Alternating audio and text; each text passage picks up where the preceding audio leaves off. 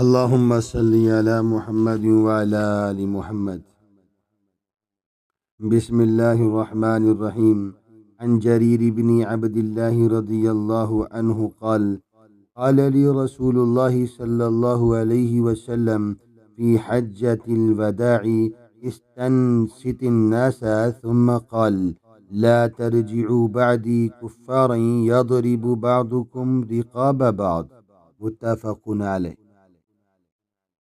حضرت جریر بن عبداللہ بیان فرماتے ہیں کہ مجھ سے رسول اللہ صلی اللہ علیہ وسلم نے حجۃ الوداع یعنی اپنے آخری حج میں فرمایا لوگوں کو خاموش کراؤ. پھر فرمایا تم میرے بعد کافر نہ ہو جانا کہ ایک دوسرے کی گردنیں مارو.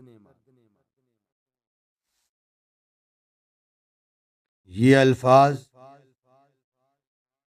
رسول اللہ صلی اللہ علیہ وسلم کے ہیں اور یہ کوئی معمولی نصیحت نہیں، یہ امت مسلمہ کے لیے آخری اور عظیم پیغام ہے.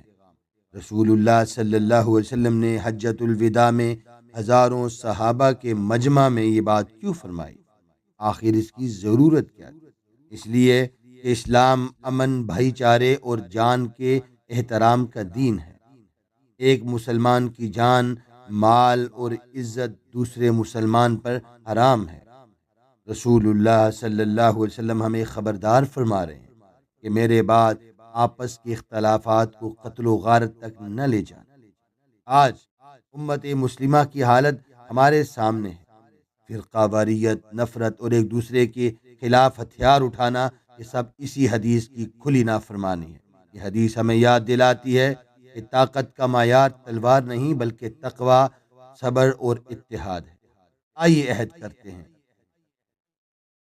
کہ ہم نبی کریم صلی اللہ علیہ وسلم کے اس آخری پیغام کو اپنی زندگیوں میں زندہ کریں گے.